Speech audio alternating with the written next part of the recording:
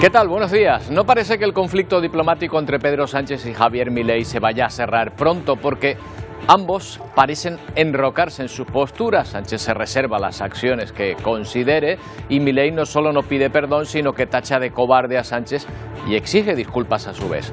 La cuestión ahora es saber si alguien saca beneficio de esta crisis sin sentido entre dos países hermanos que no tenían abierto ningún conflicto. Hemos pedido al actual presidente del Gobierno de la República de Argentina una rectificación pública. No le voy a pedir disculpas. ¿No le vas a pedir disculpas? Bajo ningún punto de vista. Lejos de bajar el tono, Milei ha tensionado aún más la cuerda, tachando de cobarde a Sánchez y recordando de nuevo las acusaciones del ministro Óscar Puente de que Milei se drogaba, además de la ausencia de felicitaciones de Sánchez tras su triunfo electoral. Por la parte española queda por ver a qué se refiere el presidente cuando advierte de nuevas acciones diplomáticas por parte de España. ¿Llegaría nuestro país a romper relaciones por este motivo? ¿Qué conllevaría, por cierto, cuando todo esto ocurre en la semana en que comienza la campaña de las elecciones europeas del 9 de junio? Veremos qué ocurre con este asunto y con la decisión de la Corte Penal Internacional de pedir la detención del primer ministro de Israel, Benjamín Netanyahu. A Estados Unidos no le ha gustado nada esta decisión, le parece indignante, la califica de hecho de escandalosa. El fiscal pide también la detención de la cúpula de Hamás, situándola así al mismo nivel que al gobierno israelí. La presión judicial sobre el gobierno israelí cerca a su primer ministro. Benjamin Netanyahu bear criminal responsibility. El fiscal de la Corte Penal Internacional solicita la detención de Netanyahu y su ministro de Defensa por crímenes de guerra contra la humanidad. Estados Unidos rechaza la acusación de genocidio y la califica de escandalosa. Es la primera vez que el presidente de Estados Unidos, Joe Biden, se pronuncia tras semanas de desencuentros. Netanyahu se pregunta cómo puede comparar al ejército de Israel con Hamás y avisa: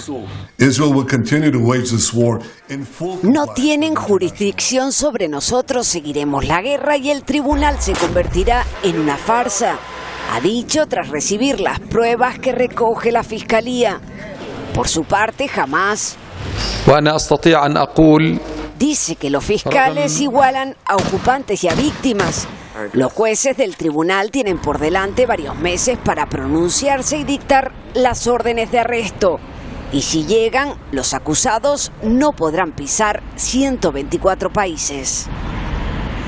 En la franja de Gaza, mientras tanto, se suceden los combates. En las últimas horas, las fuerzas israelíes han entrado en Jenin, en la Cisjordania ocupada. Han matado a 7 personas, entre ellas un médico, según fuentes del Ministerio de Sanidad de la Autoridad Nacional Palestina. Otras 9 han resultado heridas. Según el ejército israelí, se trata de una operación contra milicianos y sus fuerzas, dice, han disparado solo contra hombres armados. Ya en la franja, la situación en Rafah, al sur, es cada vez más crítica. El cierre de los pasos fronterizos ha dejado inoperativos el 80% de hospitales de la ciudad. La escasez de combustible amenaza la vida de cientos de pacientes, incluidos los recién nacidos. A la escasez de combustible hay que sumar la falta de alimentos. Estados Unidos confirma que en la última semana se han entregado más de 569 toneladas de asistencia humanitaria a través de su muelle flotante, aunque los gazatíes cuestionan el verdadero propósito. Naciones Unidas y las agencias de ayuda pertinentes dijeron que el proceso de transporte de ayuda humanitaria a través del muelle flotante es lento, engorroso y que el volumen de transporte está lejos de satisfacer las necesidades de la franja. Muchos se preguntan hoy cómo puede afectar a esa guerra en Gaza la muerte en accidente de helicóptero del presidente de Irán, que es el principal patrocinador de Hamás. Por lo pronto hay convocadas elecciones para el próximo 28 de junio.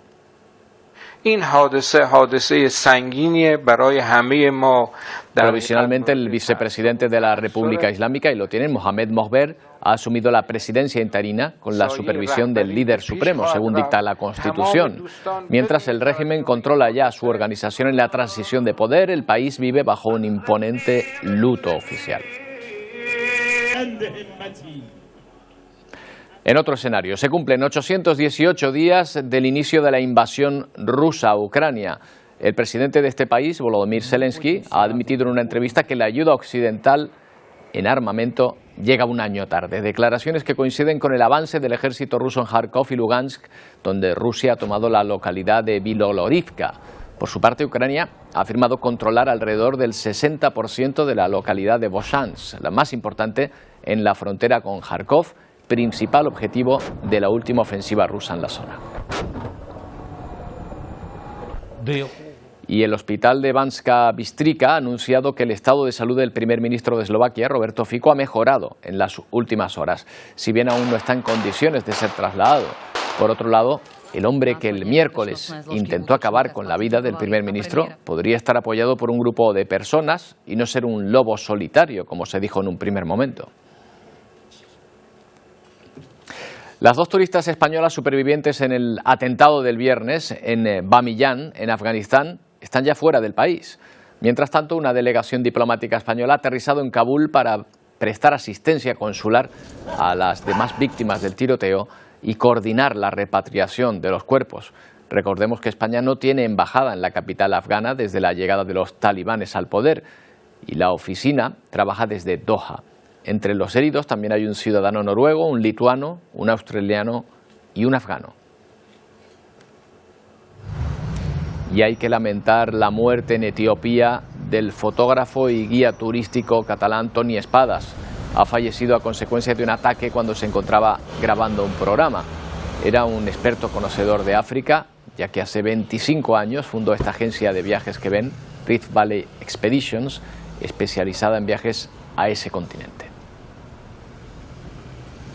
Otro español más que muere en países en circunstancias difíciles. Las víctimas de este atentado en Afganistán eran turistas que se encontraban visitando el país, a pesar de que el gobierno de España lo incluye en la lista de destinos a donde no recomienda viajar bajo ninguna circunstancia. Nosotros nos preguntamos si existe un turismo que busque explorar estos enclaves considerados de riesgo. Y al parecer existe una demanda y también una oferta. Agencias especializadas en organizar viajes a destinos poco seguros. De hecho, las plazas se agotan rápido. 18 de junio de 2023, el Titán, un sumergible experimental, sufre una implosión cuando se dirigía a observar los restos del Titanic a casi 4.000 metros de profundidad. Fallecen las 5 personas que formaban parte de esa expedición turística. 17 de mayo de 2024, Afganistán. Una persona dispara contra una furgoneta en la que viajan 13 turistas. Visitaban un concurrido mercado en la provincia central de Bamiyan. 6 fallecen, entre ellos 3 españoles. Iban a hacer viajes de placer a destinos de riesgo, pero acabaron en tragedia. Experiencias que están a un solo golpe de clic se pueden encontrar en agencias como esta. En ellas encontramos, por ejemplo, viajes al Kurdistán iraquí por cerca de 3.000 euros o un tour por Afganistán por 3.400 euros. En la mayoría de ellos se puede ver el cartel de Sold Out o, lo que es lo mismo, plazas agotadas. En esta otra agencia online se puede adquirir un recorrido por la República Democrática del Congo, otro enclave considerado peligroso. Por 5.000 euros se puede uno adentrar en el corazón de África. Son precisamente los destinos que el propio Ministerio de Asuntos Exteriores recomienda no viajar bajo ninguna circunstancia. Se pueden consultar en este listado disponible en su página web los motivos: conflictos bélicos, inestabilidad política o inseguridad. Es el caso de Ucrania y Rusia, Israel y Palestina, Irán, Líbano, Sudán del Sur, Somalia, la región africana de Sahel y República Centroafricana, entre otros. Un turismo extremo para el que no solo se precisa atrevimiento, sino tener conciencia de los peligros que implica. Ya ven, no es barato y están prácticamente todas las plazas vendidas. Vamos a hablar con un experto en viajes. César Sar es periodista, es viajero, director y presentador del programa El Turista, emitido por esta casa y también por el canal Viajar. ¿Qué tal, César? Buenos días.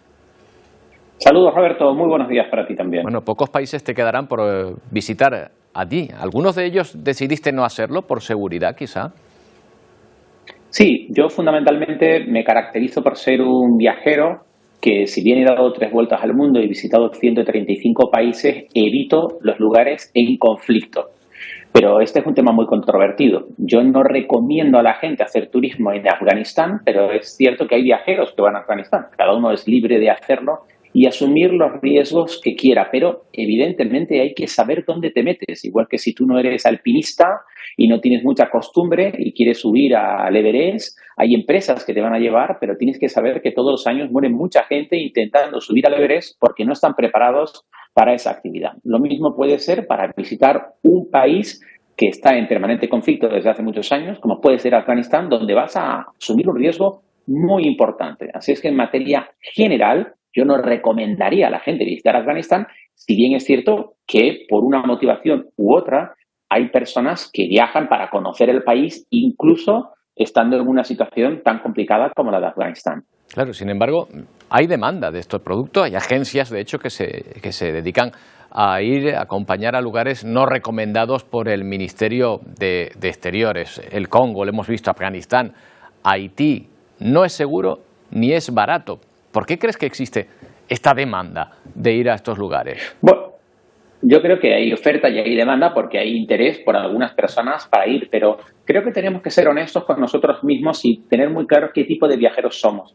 Si eres una persona que está empezando a viajar, que está todavía con unos 20, 30, 50, 70 países conocidos, yo creo que todavía no es necesario que te metas en Afganistán. Si eres una persona que tiene como ansia de visitar todos los países del mundo, llevas ya 170 países del mundo recorridos, bueno, y te dan ciertas garantías, entre comillas, y vas con un sistema de autoprotección muy importante, a lo mejor podrías meterte en Afganistán. Pero con esto hablamos de una excepción muy pequeña y quiero que esto quede muy claro. Yo creo que para la auténtica mayoría de las personas, para la gran generalidad de las personas, lo que tenemos los viajeros profesionales es que decir que no lo aconsejamos.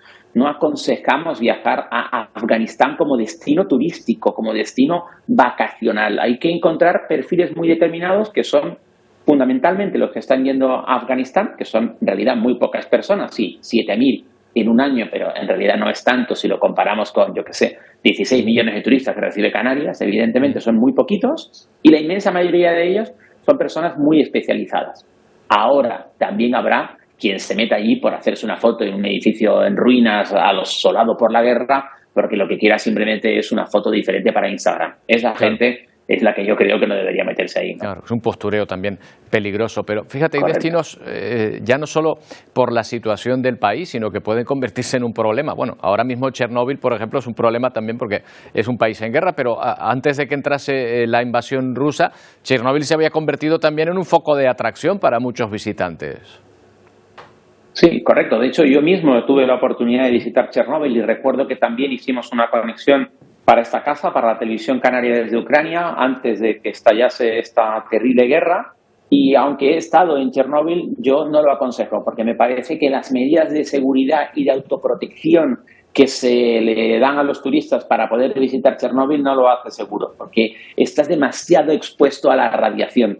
Todos hemos hecho cosas que creo que no deberíamos, yo también, pero me veo en la responsabilidad de decirle a la gente, el mundo es enorme, inabarcable, sensacional. Creo que no es necesario que te metas en según qué lugares, pero cada uno es libre de hacer lo que quiera, por supuesto. Yo no estoy diciendo ni mucho menos que lo prohíban. Y quiero aprovechar también para darle un abrazo y mis condolencias a todas las familias y amigos de las personas que han muerto en un atentado terrorista en Afganistán. Que no nos olvidemos que ha sido un atentado, que yo creo que esto también hay que remarcarlo, y que las otras 6.997 personas que han visitado Afganistán este año no han sufrido ningún atentado, afortunadamente. César, tú que tienes tanta experiencia, que has visitado prácticamente todo el mundo, tú eres uno de estos viajeros en los que se justificaría a lo mejor que pudiese entrar. ¿Te has encontrado en algún país, en alguna situación delicada que te haya llevado a digamos, arrepentirte, a decir, no tenía que haberme venido hasta aquí? No, tanto como arrepentirme no, pero sí he vivido alguna situación así un poco más complicada, por ejemplo, en un viaje a Pakistán, acompañando a Sebastián Álvaro, creador y director de Al filo de lo imposible. Recuerdo que en un tramo hacia el interior de las montañas de la cordillera del Karakorum nos detuvieron el pequeño convoy y nos dijeron que no podíamos pasar porque era peligroso, y los propios talibanes nos ofrecían a cambio de un dinero una protección para poder hacer un pequeño tramo de carretera de como 25 kilómetros para que estuviésemos más seguros, ¿no? Era un poco, ¿no?, el lobo cuidando los corderos, porque en realidad quién iba a ser más peligroso que los propios talibanes en aquel lugar. Pero bueno, al final la gente quiere ganarse la vida, lo que hacen es como meterte un poco de miedo, les pagas un poco de dinero, ellos te protegen, entre comillas, y puedes atravesar una zona controlada por ellos. En este caso, la actividad era ir a subir montañas, era hacer montañismo. Y ahí pues te metes o tienes que atravesar zonas que igual no son tan seguras, pero no te queda otra, ¿no? Claro, un poco es el impuesto revolucionario. Para terminar, César, me parece importante, al margen ya de la peligrosidad de algunos terrenos, de algunos países, mejor dicho, esa idea que tienes de adaptar el viaje a nuestro perfil de viajero, porque a lo mejor no somos unos aventureros consumados y lo que nos gusta es ir de resort, un poco es estudiarse y conocerse a sí mismo a la hora de planificar un viaje, sea el que sea, ¿no?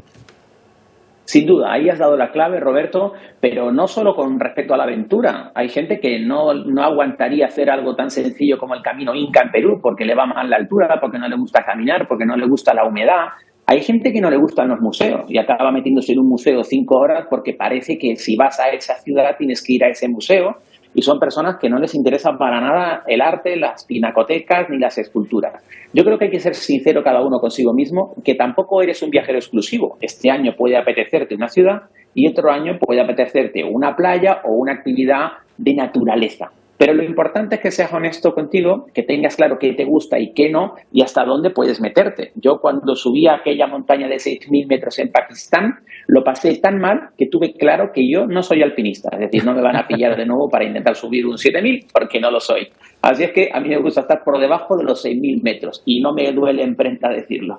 Ya no te pillan más, ya serán llano la próxima, César. Bueno, pues muchas gracias por habernos atendido. Ha sido un placer, siempre es un gusto saludarte. César, un saludo. Igualmente, un abrazo, compañero. Bueno, pues es una forma de ver la situación, buscar formas de viajar ante la opción también de destinos tan peligrosos, pero como nos dice este viajero experimentado, a lo mejor esos destinos deben quedar para viajeros muy, muy, muy experimentados y que saben el riesgo que corren. Desde que el gobierno talibán se ha instaurado en el poder, la economía afgana ha perdido 5.000 millones de dólares. Una de cada 3 empresas tuvieron que cerrar y las mujeres sufrieron las peores consecuencias, con una cifra de desempleo solo para mujeres que aumenta cada día. Cuando los talibanes tomaron el poder en 2021, la veterana trabajadora de una ONG, Forozan Koestani, perdió su trabajo y tuvo que buscar otra carrera. Finalmente se encontró iniciando su propio negocio, una fábrica de pasteles. Perdí mi trabajo cuando cambió el régimen, así que decidí iniciar un negocio donde pudiera servir a las mujeres privadas de educación, declara. Pero a medida que la economía de Afganistán siguió deteriorándose, sus ingresos bajaron a un 50% y su negocio está ahora al borde de la bancarrota. Cuando vamos a los bancos a solicitar un préstamo, nos piden a empleados del gobierno como avalistas, cosa que es muy difícil de conseguir. Las empresas dirigidas por mujeres como la de Koestani se enfrentan ahora a una serie de problemas debido a las restricciones de los talibanes. Y es que un estudio del Programa de las Naciones Unidas, publicado a mediados de abril, descubrió que el 41% de las mujeres afganas tienen que endeudarse, pero solo el 5% de ellas había podido obtener un préstamo en un banco en lugar que depender de un familiar. No quiero perder mi trabajo, si eso pasa terminaré en la calle, declaró una trabajadora de la pastelería. Todo esto ha provocado que el empleo formal femenino, que ya era bajo incluso antes de los talibanes, se desplomara según organizaciones laborales y de desarrollo internacionales. Y bueno, vamos con uno de los temas del día, la relación diplomática entre Argentina y España, que sigue dando que hablar.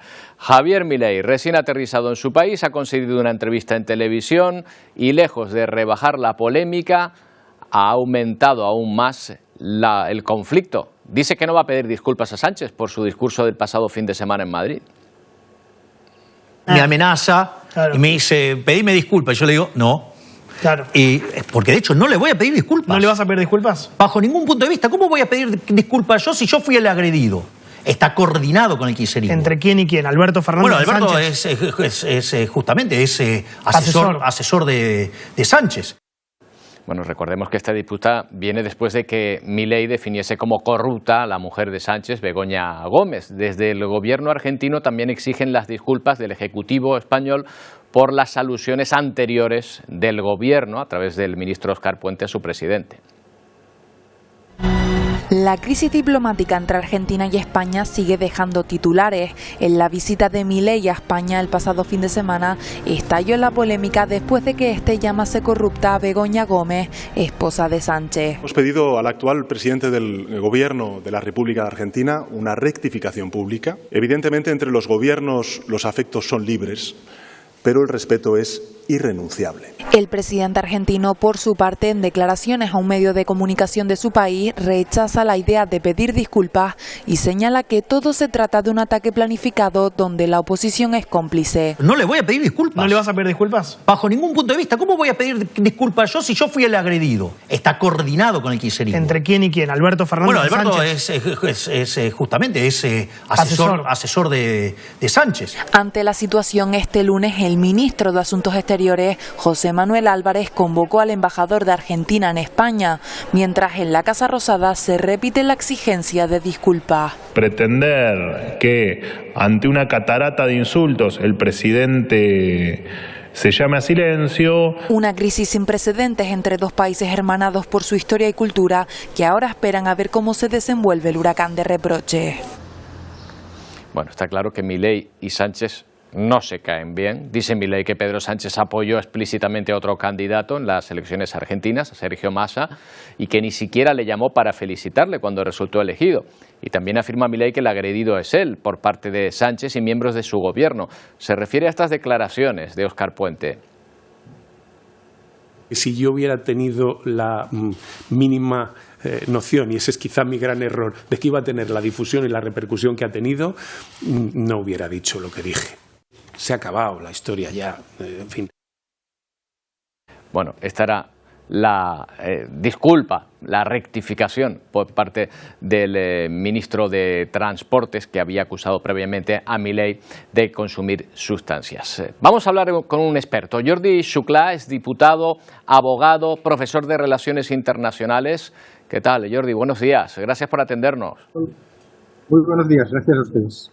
Oiga, ¿estamos ante un problema de estados o a un desencuentro entre presidentes? No estamos ante un problema de Estado, pero estamos ante una crisis diplomática en tanto y en cuanto uno de los mecanismos para expresar una discrepancia con otro país es la retirada del embajador o llamar a consultas al embajador, y el gobierno español ha decidido llamar a consultas sine die, de reclamar a la embajadora de España que vuelva de España en Argentina, que vuelva a España. Con lo cual, sí estamos en una crisis de relaciones bilaterales. Claro, pero no hay un conflicto de intereses realmente, es más bien una desavenencia política, ¿no?, lo que ha provocado esto. Ciertamente, si hacemos un repaso a las relaciones comerciales, a las relaciones económicas, relaciones empresariales entre los dos países, las cosas van bien, pero aquí se ha producido una escalada de tipo retórico, verbal, por parte de varios dirigentes políticos. Cronológicamente es cierto que el ministro de Transportes, el ministro Óscar Puente, pronunció unas frases que él mismo pidió disculpas en rueda de prensa posterior al Consejo de Ministros. Creo que siempre se puede considerar esto como el primer paso, pero también es cierto que hay unas disculpas. Y a partir de aquí, en una visita no oficial del presidente de Argentina en España, se vierten unas acusaciones que han visto que incluso algún partido de la oposición, el Partido Popular o las organizaciones empresariales que se reunieron con Milei, han rechazado. Acusar a la mujer del presidente del gobierno de algo sin pruebas provoca una cierta escalada. Y en eso estamos.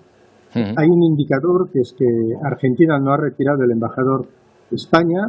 Creo que estamos lejos de que se rompan las relaciones diplomáticas entre los dos países, y todo esto no se puede escapar de un contexto, que es que el próximo jueves por la noche empieza la campaña de las elecciones europeas, y seguramente es una campaña en la cual la política interior estará muy marcada por la política internacional, bien sea por Argentina, bien sea por el reconocimiento del Estado de Palestina. Diplomáticamente, ¿qué puede pasar ahora? Porque tanto Sánchez como el ministro de Exteriores dice que se reservan acciones contra Argentina. ¿A qué se refieren? ¿Qué es lo que puede pasar después de haber retirado al embajador, haberla llamado a consultas? Bien, hay otros pasos. En derecho internacional se puede presentar una queja formal, se pueden congelar relaciones, se podrían romper relaciones. Yo no contemplo que se rompan relaciones entre los dos países. Yo creo que... romper relaciones sería lo más extremo, digamos, la última estación, diplomáticamente hablando. Y evidentemente no hay sentido de que países que forman parte de comunidades compartidas como la comunidad iberoamericana en estos momentos. Fíjese que incluso España y Venezuela en los momentos de máxima tensión del pasado nunca rompieron relaciones diplomáticas. Otra cosa es que volvieran embajadores, expresaran quejas. Yo creo que esto va a pasar en parte a la fase de la política interna, en tanto y en cuanto Vox se apoya a la posición de Milei. El PP queda en una posición delicada en las próximas semanas, ha criticado la posición de Milei y yo le digo, empieza la campaña de las europeas. Mañana, en una comparecencia del presidente del Gobierno ante el Congreso de los Diputados, seguro que se va a hablar de las relaciones con Argentina, pero también se va a anunciar la voluntad de España de reconocer el Estado de Palestina, y esto creo que puede tener un impacto también en el debate electoral en vistas a las elecciones europeas del 9 de junio. Pero creo que romper relaciones diplomáticas es un escenario muy remoto, hoy por hoy, a la espera de un siempre muy imprevisible presidente argentino. Jordi, ha vuelto usted a situar esta situación en el contexto de las elecciones europeas. ¿Por qué? ¿A quién beneficia un conflicto diplomático de este calibre, electoralmente hablando? Bien, lo he puesto en el contexto de las elecciones europeas porque durante muchos y muchos años las relaciones internacionales afectaban cero la decisión de voto de los ciudadanos, pero a partir de 2003-2004, con la guerra de Irak, con los partidos que apoyaron la guerra de Irak y con los partidos que rechazaron de plano la invasión de Irak, por primera vez la política internacional empieza a ser relevante en la toma de decisión de los ciudadanos. En estos momentos, Vox apoya a Milei y el PSOE claramente está delante, enfrente y confrontado con Milei. Al Partido Popular seguramente le debe provocar una cierta incomodidad esta situación, porque Vox claramente está intentando buscar la confrontación y la polarización con el PSOE sobre este tema, con un Milei suelto en su verbo y que seguramente puede apoyar y disparar las opciones de Vox. Y hay otro gran tema que hoy por hoy está invisible en la agenda política, pero que puede ser que a partir de mañana es la voluntad de hacer el Estado de Palestina. Este es un tema que desde el 2014 el Partido Popular también apoya. Pues se creó un consenso en el Congreso de los Diputados, en una votación en el Pleno del Congreso de los Diputados, pero vamos a ver también cómo se desempeña el Partido Popular sobre este tema ante un Vox que claramente sea contrario al reconocimiento del Estado de Palestina. Pues sí, como usted dice, dos asuntos internacionales que van a estar de lleno en esta campaña, bueno, a una institución también supranacional como es el Parlamento Europeo. Jordi Xuclà, muchas gracias por habernos atendido, muchas gracias por su tiempo, de verdad, gracias. Gracias a ustedes, muy amables. Buenos días. Bueno, otro asunto. Los Mossos d'Esquadra han desarticulado un grupo criminal que robaba a personas mientras sacaban dinero en cajeros automáticos en Cataluña. Personas mayores en su mayoría. Miren cómo actúa.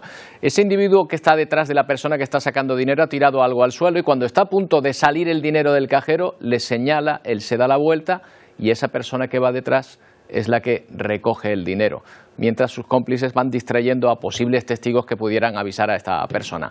Mismo modus operandi en esta técnica de la siembra. En esta ocasión hay menos personas, pero observen cómo también le señala al suelo para que la otra persona se fije en otra cosa, justo cuando va a sacar el dinero del cajero. Ahora cuando se da la vuelta intenta reanudar la operación, pero el dinero ya ha salido y su cómplice se lo ha llevado. Han detenido ya a los integrantes de esta banda, pero tengan en cuenta esta forma de actuar para que no sea usted la víctima en el futuro. Con estas imágenes hacemos una pausa, no tardamos en volver.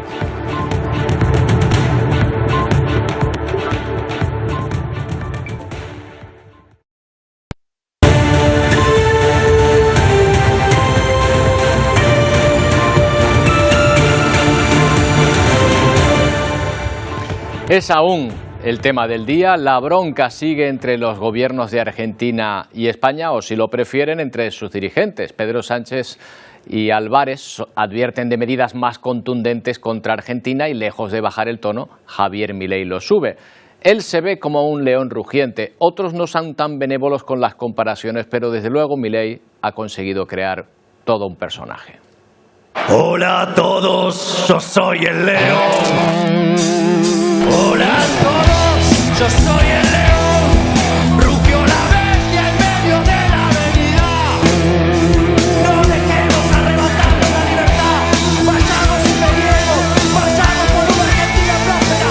Vayamos y peleemos. ¡Viva la libertad, carajo! ¡Viva la libertad, carajo! ¡Viva la libertad, carajo!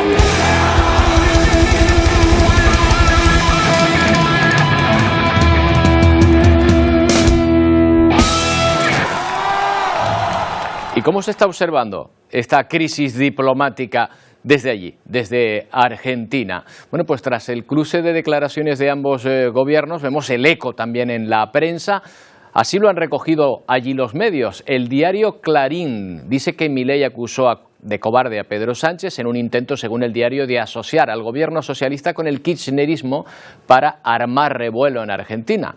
Crónica presenta su portada con un mensaje claro: más leña al fuego. Afirman que, lejos de apaciguarse, la situación se está agravando por la negativa de Milei a pedir disculpas. La Nación destaca en su portada la condena a las palabras del presidente argentino, acusando de corrupta a la mujer de Sánchez por parte de las empresas españolas. En otros diarios, como Página 12, llegan a comparar al presidente argentino con el dictador Franco, lo hemos visto hace un momento, mientras se sigue tensando la cuerda en este conflicto internacional. Francisco Anselmi es periodista de Artear Televisión en Argentina. Fran, qué bueno saludarte de nuevo, amigo. ¿Cómo estás? Hola, buen día. ¿Cómo están? ¿Por ahí todo bien? Estupendamente. Aquí hablando mucho de Argentina últimamente porque veo que este asunto también está siendo portada allí, este enfrentamiento entre presidentes, ¿verdad? Es francamente el único tema del día para nosotros, desde ayer y hoy también. El presidente dio una nota anoche con nosotros, con Artear, con Todo Noticias, con el periodista Jonathan Viale, y redobló la apuesta, que es lo que contaban del diario Clarín. Él lo que dice es que esto es una jugada de Sánchez con el kirchnerismo y lo trató de cobarde por mandar a sus ministras a insultar al presidente argentino, por insultarlo a él. Y por lo que dejó entrever ayer, él no se va a achicar y no va a pedir disculpas bajo ningún punto de vista. ¿Tuvo la misma repercusión el conflicto entre ambos gobiernos cuando el ministro español Óscar Puente acusó a Milei de drogarse?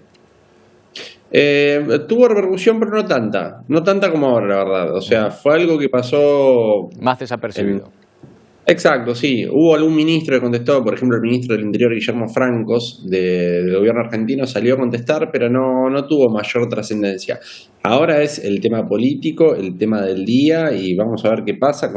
Yo creo que Milei va a tener 3 días más donde se va a tener que enfocar en el Pacto de Mayo, que es este presunto pacto con los gobernadores argentinos, con los cuales todavía no pudo hacerlo porque está peleado con ellos. Y ayer también él dijo que no va a haber Pacto de Mayo. Entonces está difícil cómo va a salir el presidente de esta situación. Claro, hemos hablado ahora con un experto en relaciones internacionales que dice que en cierta manera aquí, sabes que empieza la campaña electoral a las europeas, interesa mantener ese conflicto. Yo me pregunto si de alguna manera interesa a alguien políticamente mantenerlo allí también, en Argentina, al propio Milei quizá. Yo creo, en lo particular, y por charlar con gente especialista y politólogos que saben de esto, que les conviene a las dos partes. O sea, es un fuego que conviene a tanto España como a Argentina. Yo creo que a nivel nación no, porque no conviene que... Hay mucho vínculo comercial e histórico entre Argentina y España, pero el presidente políticamente le conviene, porque él está en su mejor momento, tiene un 60% de aprobación a pesar de una economía que está complicada, y entonces se pelea con la gente con la que él siempre estuvo en amistad, que es el kirchnerismo, la gente que él presuntamente no lo votó. Y lo pone a Sánchez como, vean, esto también es parte del kirchnerismo, es el hombre que eligió a Sergio Massa durante las últimas elecciones y perdió. Ok, perfecto, yo no voy a pedir disculpas. no parece que vaya a suponer un desgaste para Milei, por tanto, pero ¿crees que sí para las relaciones con España? ¿Crees que se traslada de alguna manera a los intereses entre las relaciones de España y Argentina, los intereses empresariales, por ejemplo, o no? ¿O se está circunscribiendo solo al ámbito político? Yo creo que deberíamos ver qué pasa con la embajadora, si efectivamente vuelve o no vuelve. Yo no creo que tenga Ahí creo, como lo dice el presidente allá en esta entrevista, lo que él dice es que las relaciones entre naciones son una cosa y las relaciones entre los políticos son otra. Que él sabe que él está confiado en que la relación con España no va a cambiar. Salvo que España tense más la cuerda y tome una medida más fuerte, yo no creo que vaya a pasar demasiado. No sé cómo lo ven allá. Bueno, pues aquí lo que estaba diciendo es que diplomáticamente aún se puede tensar un poco más la cuerda, aunque, claro, que se rompan relaciones internacionales ya sería palabras mayores. Me pregunto también si dio que hablar el hecho en sí de que Javier Milei participara en un encuentro en el que se daba cita buena parte de la ultraderecha europea. Ahí estaba Vox con Santiago Abascal, estaba Marine Le Pen también, de la ultraderecha francesa. ¿Dio esto que hablar o básicamente todo se centró en esas críticas a la mujer de Pedro Sánchez? No, porque es también parte del folclore de lo que está haciendo el presidente en las últimas semanas. El presidente estuvo en Estados Unidos reunido con Elon Musk, fue a España a reunirse en este encuentro de Vox. Estuvo en el encuentro de los libertarios en Estados Unidos con el expresidente Trump y se tomó una foto muy arriesgada. ¿Se le criticó un poco más la foto con Donald Trump? Sí, pero ¿tuvo alguna repercusión? No. Yo creo que es parte del folclore y de lo que celebra su propio electorado.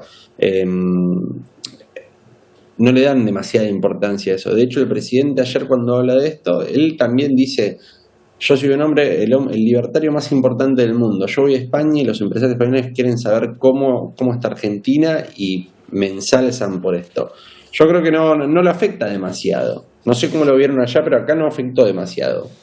Fran, aquí lo cierto es que, viéndolo en la distancia, al verlo de cerca, nos ha llamado la atención el personaje que ha creado Javier Milei de sí mismo, ¿no? A veces más cercano a una estrella de rock, permíteme la expresión, incluso que a un político al uso, ¿no? Hasta llegó a cantar aquí en el Palacio de Vista Alegre.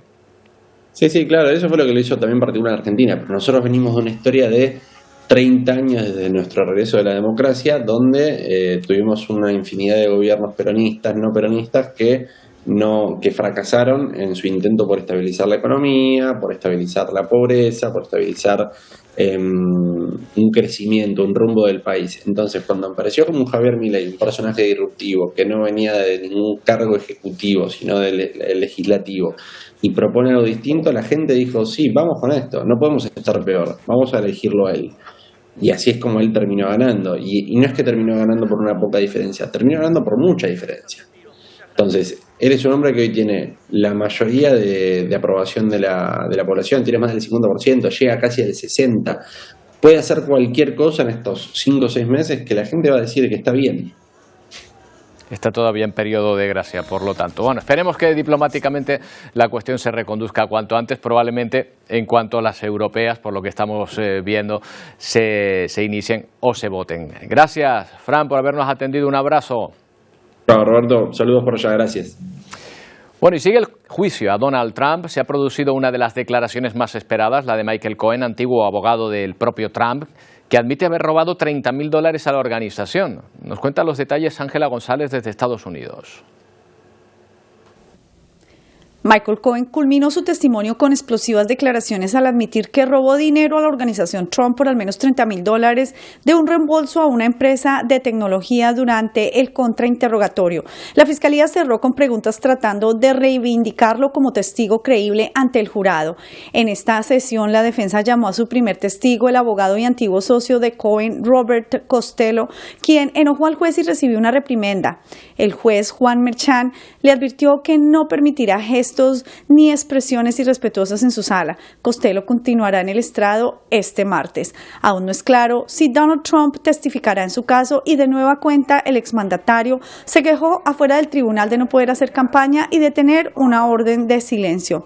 Tanto Fiscalía como Defensa deberán presentar sus argumentos de cierre el martes de la otra semana, luego del feriado del Día de Recordación. Los jurados recibirán instrucciones del juez y de expertos antes de que inicien las deliberaciones. Donald Trump se ha declarado no culpable de los 34 cargos derivados de fraude fiscal que lo acusa la Fiscalía. Los jurados deberán ponerse de acuerdo por unanimidad para poder hallarlo culpable. Seguimos en Estados Unidos. El buque Dalí ha sido liberado 55 días después del accidente que provocó el derrumbe de un puente en Baltimore. Se trata de uno de los puentes más importantes de aquel país. La había pasado casi 2 meses interrumpida. Lo siguiente será la reconstrucción del puente. Funcionarios del Estado creen que costará alrededor de 1.900 millones de dólares. Se prevé en todo caso que esté terminado para 2028. Ya están a punto de llegar nuestros compañeros de Ponte al Día. Vamos a ver qué nos traen hoy. Wendy, Pedro, buenos días.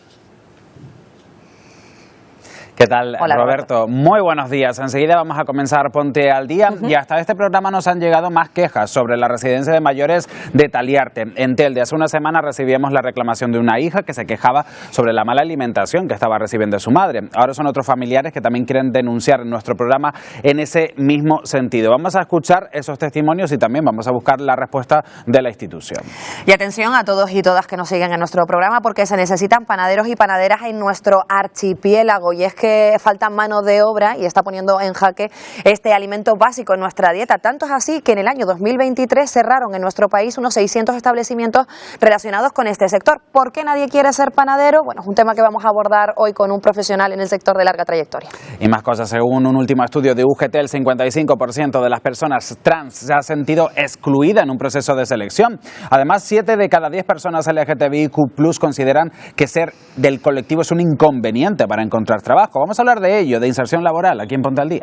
Y bueno, a pesar de tener unos días fresquitos en nuestro archipiélago, parece que la previsión de cara al verano no es nada halagüeña. Todo apunta a que vamos a tener largos episodios de altas temperaturas, intensas, prolongados en el tiempo, y en gran parte se debe al cambio climático. Hoy vamos a hablarles del verano que nos viene. Estos son solo algunos de los ingredientes del menú que les tenemos preparados para este martes 21 de mayo en tan solo unos minutos con todos ustedes. Hasta ahora.